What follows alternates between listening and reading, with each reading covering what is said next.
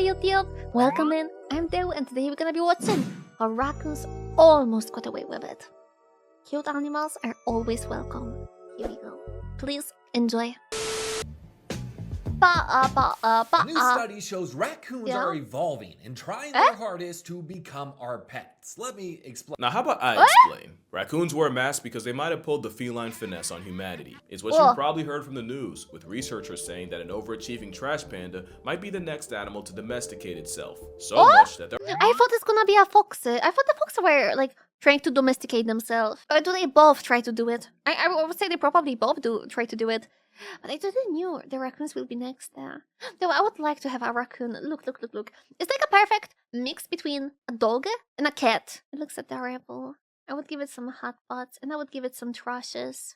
They're already getting cuter in the process. Yeah! Domestication doesn't just make animals more tolerant of people, it physically changes them too. With changes like floppy ears, curly tails, smaller teeth, brains, and shorter snout. And one change has folks excited for the future of raccoons. And it's all because of this study.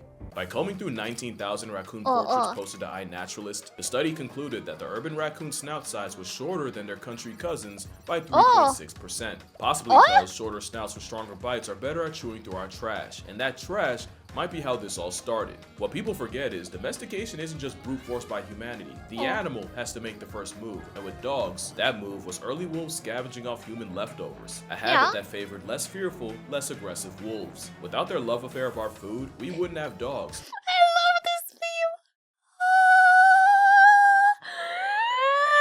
It's me on literally any kind of social interaction or any kind of call-up, you know? We're playing some kind of game and then it's me here going like... Bro, this love even matches this wolf. Look, okay, wait, look. It matches him so well. And arguably no animal loves our trash more than a recycle ninja. The Shiesty cat is a survivalist on steroids who easily adjusted to life in the city, pivoting from foraging from 9 to 5 to dumpster dive, and leaving chimneys for chimneys. Raccoons have hands, free will, and the intellect to use both, which can lead to a sugar bandit. They are better than me already. They have the intellect. Hell yeah.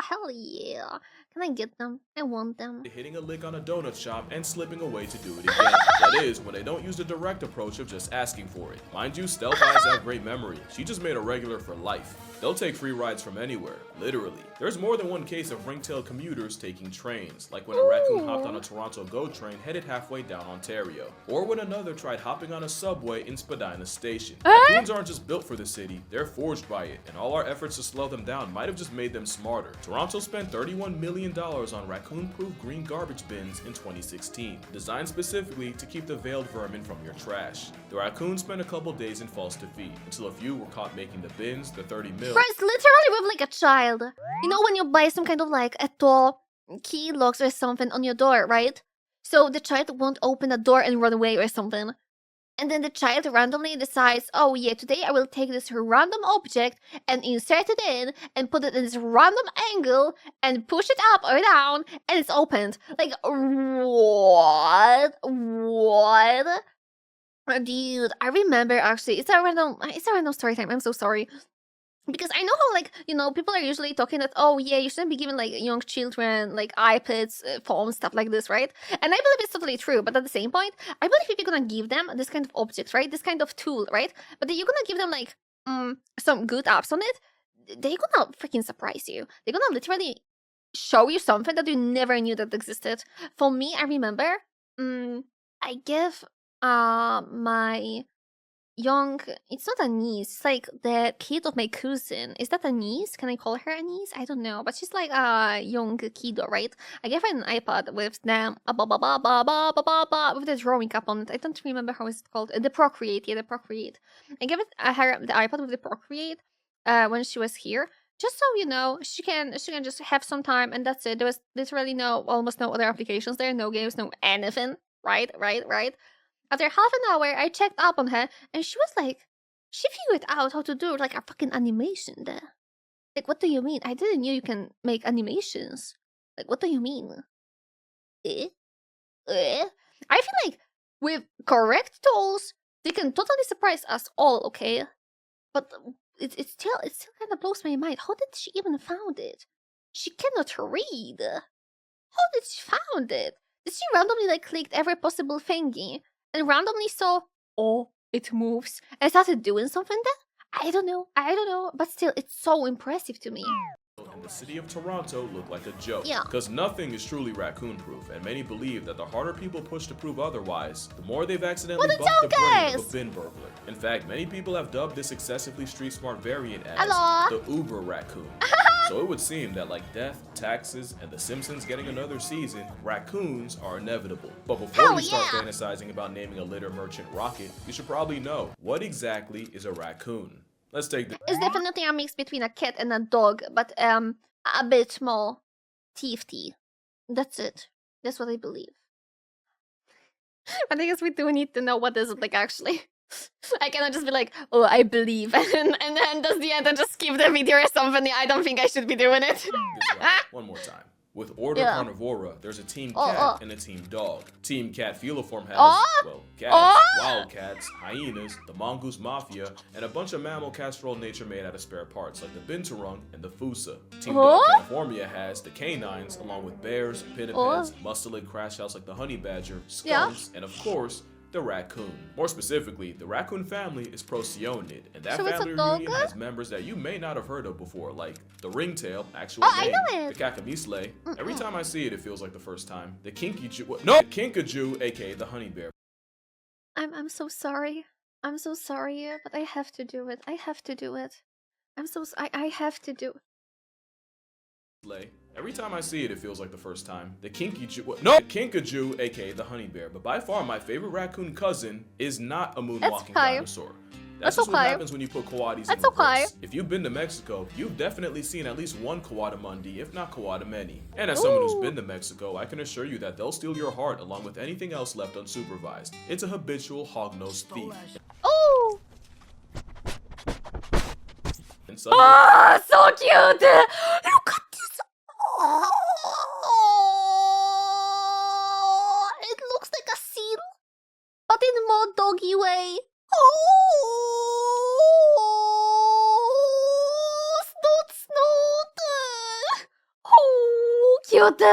I'm okay with that. Cute. So obviously when it comes to raccoons, it's just genetic. They can't help themselves. But raccoons were the only ones that were able to leave the trenches and make money moves in the city. But how? How did raccoons finesse the infrastructure so well that you honestly forget they're not supposed to be there? You know raccoons are smart. The question is, how smart?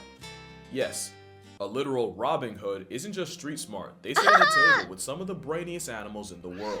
In 1907, two psychologists tried to power scale the intelligence of the raccoon, and to do it, they used Edward Thorndike's puzzle box. In this method, the subject would have to engineer an escape by opening a series of latches to see not only how fast they could accidentally find the answer, but how quickly they could purposely do it again. They both did the same experiment separately, and both came to the conclusion that not only did a bushy-tailed urbanite clear cats and dogs, the raccoon's performance put them right under monkeys. Raccoons are also one of the few animals that pass Aesop's test. In another experiment, 2 out of 8 raccoons were able to figure out that they could reach a marshmallow in a tube with water by dropping stones to raise the level high enough. A third one said, and just sat on the tube and rocked back and forth until it tipped over and the water and marshmallow spilled out. Something a team of PhD students did not see coming. It was never a secret raccoons are cognitively capable. Once upon a time in the 20th century, there Look! It wants to touch us. Okay, listen. This raccoon openly wants to touch us, okay? That means it's okay to give it a hot butt. It wants to touch us first, so we can touch it back, right? Right? Does it work like this? It works like this with my cats, okay? If my cats try to touch me, I know I can touch them. So, can we give it a hot butt? Can we give it a hot butt? What is the wait, is it even legal? Is it legal in Poland to have raccoon as an animal? Is it legal? I need to know right now. Google said, no, it's not generally not legal to have a raccoon. Okay. Generally not legal. So I cannot have one. It's illegal in Poland. You know, I never thought I would want to move to America. But if it's legal in America, all I can say is, what the fuck is a kilometer? And that's it. Okay, that's it. That's my response. Oppa. There was a push to use raccoons as lab animals Ew. for neuroscientists and psychologists, but that idea lost steam due to the procedural issues of raccoons breaking out of cages and escaping through vents. Basically, it got to the point where you couldn't tell who was studying who. A deliberate disciplinary choice in the history of bullshit. They got embarrassed by a dumpster puppy and refused to run it back. Honestly, raccoon intelligence comes down to two things. One is memory. Raccoons can remember solutions to problems they solved years ago and will just build on that knowledge. A different experiment involved 22 rats, 2 dogs, 4 raccoons, and 5 human children, and this time they'd face 3 light bulbs, one of which would briefly turn on, and the subject would have to identify which one after a delay. At first, the raccoons didn't do too hot. They could pick the right light bulb after a 25-second delay, but the dogs could handle 5 minutes. But what was quickly realized was both the dogs and the rats could only remember which bulb if and only if they were facing the bulbs the entire time. As soon as they moved around and lost visual, they lost the challenge. But raccoons could pick the right light even after spending the delay moving around and being distracted. The only other subjects that could do this were the children.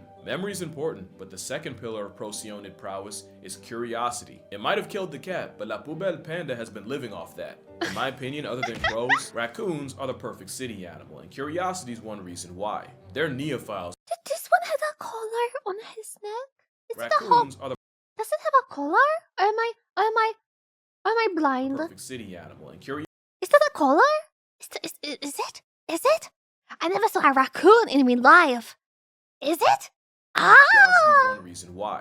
They're neophiles, meaning their first response to something they've never seen before is to figure it out. That's how they turn what Toronto media flex as the marvel of ergonomic design into a 7-figure waste of everyone's time. It's almost impossible to make something raccoon-proof, since there's an unsettling overlap between the smartest raccoon and the dumbest human. It doesn't help that a rubbish warrior has hands. Fun fact, the animal called wash bear doesn't wash food. They actually wet their paws to enhance the nerves on their fingers, meaning raccoons can see what they're eating with their hands. Speaking of food, it helps that raccoons are omnivores that'll mooch off you, your dog, your cat. They'll food tax your entire family and hit the goofiest animation after. They'll try anything once, even if it means waking up face down in a liquor store.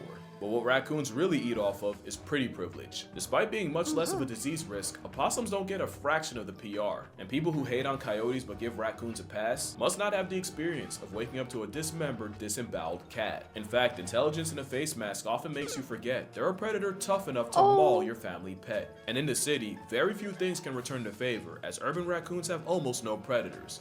Except for maybe an otter. Not like I think otters actually eat them, but to be fair, this does look very predatory. Other than Lila showing Rocket where everybody floats, raccoons are in that sweet spot where many of the things that would normally eat them are too big to really follow them into the city. Or at least if they do, they get all the smoke from humanity. Basically with raccoons, they're bigger than the cute animals, cuter than the big animals. But the last piece is their psychology. Experiments show that the quieter, more docile raccoons were craftier and much better at solving puzzles than the aggressives. Ironically, bolder raccoons were less likely to take the time to see how a device works. Meaning, not only are calm raccoons superior students and problem solvers, but calmness is the trait that animals need to survive constantly being around humans. It's also the first step to domestication. Which brings us back to the question, are raccoons actually being domesticated? It's complicated. Remember that it was wolves valuing our leftovers so much that it created selective pressure that favored less fearful, more people-tolerant wolves. And after several generations of these docile wolves breeding, you eventually got the breeding blocks that would lead to Shih Tzus, Pekingese, and someone's arthritic, crusty-eyed, semi-bigoted Q-tip. You know, there was a period where every single girl I talked to had one of these, and they did not like me. But a lot of people say that the mass marauder is at the starting line of the same process, and that the snout study only proves it. Just one problem though, that study is very sus. For a number of reasons. They used images that were uploaded by random people to iNaturalist, meaning I could have snapped a raccoon and thrown a pic up there and they might have ended up in the study. And then to avoid, I guess, duplicates, they limited the image contribution to 1 picture per person, which cut the picture pool from over 100,000 to just under 20,000. But they also... Do you think I could send there like a picture of my cat and it would somehow pass? I think with correct picture, it would pass. My cat looks pretty much like this, okay? It would pass. You know, you just need to squint a little bit, but it would pass, definitely. But though, I would say that's why I don't really like believe when there are researches, right? I don't really believe when there's only one research about the topic. And I think that's a pretty good like maybe not opinion, but a belief to have. So usually if you just see one research, don't trust it too much. Wait until there's like a few more researches about like this specific topic or something, okay? And if you really want to believe it, okay, because there are some topics that, you know, they are so rare that you just ain't gonna find anything else about them. Just read it. Just look into it. Just look as well who did it, right? Stuff like that. Where it got published, stuff like this. Because sometimes, well, there are some researches that are really, really, really weird or bad. And then they end up on the AG novels. AG novels are such a freaking base thingy in general. I still remember the last year. I think the last year IG Nobels, there was actually one. No, there were even two IG Nobel prizes for animals. Where one of them was that if you're gonna paint a cow in a zebra stripes, will flies still attack the cow? Something like this. That was the first one. And the second one was about what kind of pizza does the guava lizard? Is it a lizard? I don't even know what animal is it in English. Guava lizard likes the most. Something like this. I would totally recommend checking the IG novels out if you never saw them before. They're always so hilarious. Had no way of knowing multiple people didn't just clock the same raccoon. Yeah. And then, out of the 19,495 pictures, they cut it down to 249. Why? 38 rural raccoons and 211 urban. I'm guessing they filtered out for the best quality images to measure, but I feel like you can't mess with the numbers that much without severely kneecapping your study. Especially since they say they pulled pictures from 2000 to 2024, but only used the last 4 years due to a low number of rural data points. Basically, they're saying in 20 years they couldn't find enough country raccoons. I don't think. Yeah, that sounds weird. Look, I'm not even gonna pretend like I'm the best at reading these studies or making sense of the numbers, so I'm actually gonna link this creator's video. She's an actual raccoon biologist. She's the only US citizen allowed to study the pygmy raccoon, and the creator of DashCon, which was some lore I was not expecting. But honestly, I'm not as worried about the numbers as I am the fact that the same study even admitted that raccoon snouts can be influenced by the climate, with them getting shorter as it gets warmer. And remember, I said domestication syndrome can come with shorter snouts, but also floppy ears, curly tails, etc. So they took one trait that arguably could be caused by the climate, and I also forgot the way they did it. Some of the rural raccoons were actually living in urban areas. Again, I'm gonna plug Nessie's video. I feel like she did a much better job at dissecting this study than me, but the more I looked at it, the more it looked like an undergrad statistics project than an actual raccoon study. Which it actually might be. Now let's get to the real reason I'm making this video. I know I just pissed off a whole bunch of people by killing their raccoon reveille, but the thing is, I'm not saying raccoons aren't domesticating themselves. I'm also not saying they are. Let me explain. Domestication is a multi-generational DNA-altering process that ends with an animal that kind of needs us to survive. They can't live in the wild, or at least they're not supposed to. Habituation happens on an individual level, where the animal's still wild, their kids are going to be wild, but they've adopted changes in behavior to take advantage of being around people. When the early wolves became less afraid of people and more comfortable cleaning our plates, that was habituation. And habituation is what you see with a lot of these raccoons getting bolder around people, but they're not trying to be. Wait, actually habituation also has like one more meaning in general. If I'm not wrong, but I'm pretty sure I'm not wrong. Basically, habituation is also like, for example, when your brain just starts kind of ignoring something because it keeps repeating. So, for example, let's say there's this weird noise that is happening outside your window, right? And you just keep hearing it non-stop. And at some point, your brain just starts ignoring it. Literally just doesn't pay any attention to it. It's like, it's just the background noise at this point, right? You ain't even focusing on it anymore. That's also habituation. Here you go, oh, blah, blah, blah, blah, blah, blah. I hope I'm not wrong. I hope I didn't mess up a word for another one. Because I know the habituation as a habituation in Polish. Our pets, they're just trying to eat. Does that make sense? Like, you could argue habituation is the first step of domestication, but it doesn't guarantee domestication. A shot of jungle juice could be the first step to becoming an alcoholic, but one shot does not an alcoholic make. You can drink it without ending up in an AA meeting. And even if raccoons are on the road to domestication, you, me, our kids, kids, and even the spawn after that won't be alive to see it. And by that logic, raccoons wouldn't be the only ones. Plenty of animals have habituated to humans. Foxes in London have done infinitely better in cities than in the country, and some researchers even say that their snouts are also getting smaller, as rooting through trash has selected for shorter snouts with stronger bites to break through packages and bones. And black bears in places like Aspen, Colorado will regularly commute from the woods into the city to scavenge trash at night, and they've also gotten really bold about it, breaking into houses and raiding fridges. Elephants in Thailand have habituated to the point of running things like the mafia. You got elephants stopping trucks on the road just to steal their sugarcane. But by far the best, or I guess worst example,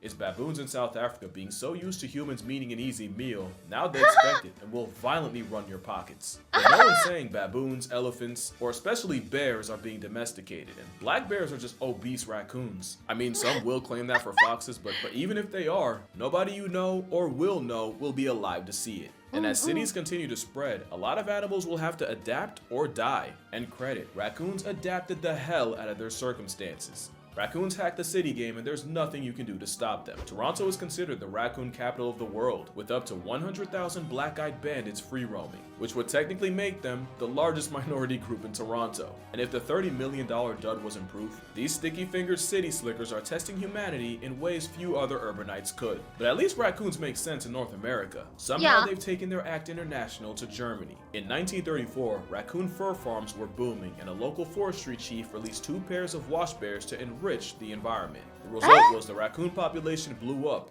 and not just them, because years later, a bomb obliterated a farm near Berlin, allowing 30 raccoons to escape, and today, there's an estimated 1 million rogues roaming the country. 1940s Germany yet still did not see that coming. But the most outrageous origin story— But I still never saw it, even when I was in the Germany. Oh. Does it mean there's a pretty big chance of like going to the Germany and spotting it in the wild? Okay, listen. I would go to the Germany on a random trip just to look for raccoons. I don't need anything else. If I can see a raccoon, it's already a good trip enough, you know. I would already be happy only with this outcome. Only this one attraction in the entire trip.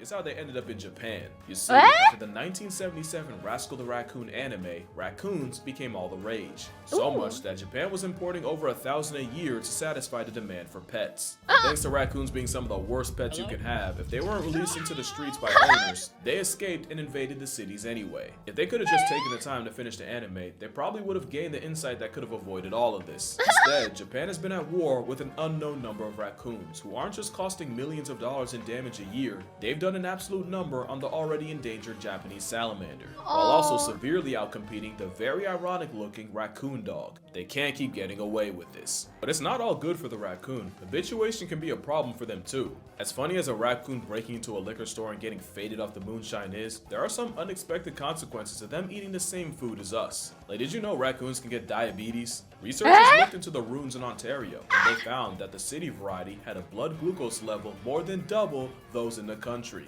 Mom, I'm sorry, I know you don't like me cursing, but I cannot stress how badly you f***ed them over by feeding them. A mashed up chunk is real cute until you realize they're having the same issues with obesity, diabetes, and other health problems. And remember, Toronto already blew an NBA player's salary trying to stop them. Not to mention the very real issue that raccoons go the way of baboons, where they not only lose all fear and respect for humans, but start getting violent about it too. Because I say it all the time, you could probably finish the phrase for me, but the worst thing an animal can do is what? Lose its fear of humans. Because while the original raccoon might seem far from extinction, there's another raccoon on the brink that you may not have even heard of. Because there's actually 3 species of raccoon. You got the famous common raccoon, but also the crab-eating, or South American, because they don't even eat that much crab, but also the Cozumel or pygmy raccoon.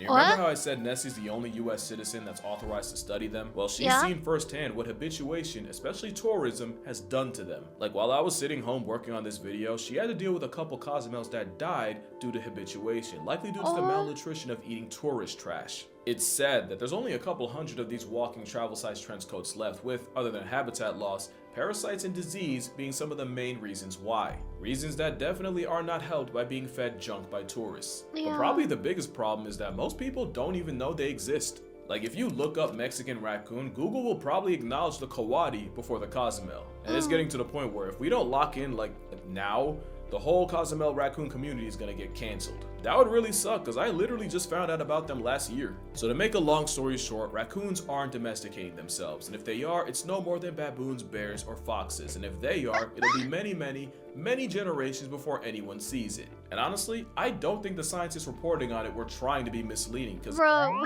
when the video started, I was so happy, but now I'm just getting sad at all of it, you know? It's like, what do you mean? What do you mean? What do you mean? What do you mean? Why are the... No. No. I will prefer a world with wild raccoons rather than violent ones, you know? It's okay. It's okay. again, it technically could be domestication, but I feel like news outlets saw domestication and kind of ran with it. And then people saw that news and immediately started thinking they'll have raccoons in pet stores in their lifetime, and that's not the case. Yeah. And you don't want it to be. I'm not kidding when I say a raccoon as a pet will have you hating the species, your life, and everything about it. Imagine an adorable but incompetent contractor that does awful work and then demands food after. That and they're liable to mangle your cat. Also, it's not good for the raccoons either. I can show you a graveyard full of raccoons that started as pets. And hot take, all exotic pets are bad.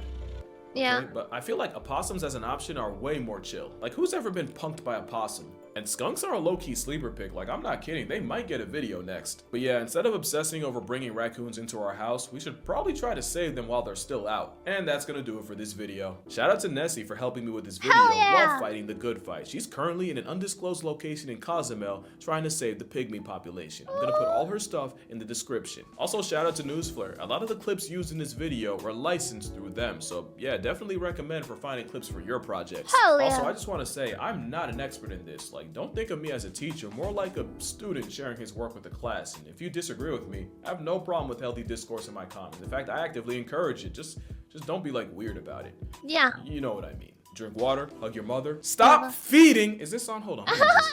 Please stop feeding raccoons. They don't need the help and your help's not helping. Tell a friend about the Cozumel. They really need the PR. Say what's up to your pops, and I'm gonna see y'all in the next one. Let's go! Thankful listen. Oh my god, I love raccoons. I don't know why, but raccoons and opossums are like the two best wild animals ever. Though I think I also had some kind of phase in my life on foxes. Because I absolutely loved foxes. But I feel like the phase about liking foxes, I feel like everyone went through this one at some point. Like literally, I don't know anyone who didn't love foxes at some point in their life. They're just adorable. They're like a puppies, but a bit more cutter, you know? You know. But I still do love them, I would say. I would say if it's friend-shaped, why no friend? Why? Oh yeah, or the otters. Oh, all the clips of like people putting like otters in a macaroni, oh my god, into a pasta or something. That's always so adorable. I love seeing this kind of stuff. But I would say like, you know, at the end of the day, if you have well enough knowledge and skill to have this kind of pet, then it's okay to have one. But don't get a pet if you don't know how to take care of it. Even more if it's this kind of exotic pet, you know, where you don't even know what kind of needs does it have. That would be really bad. Really bad. But thank you for watching with me. Thank you.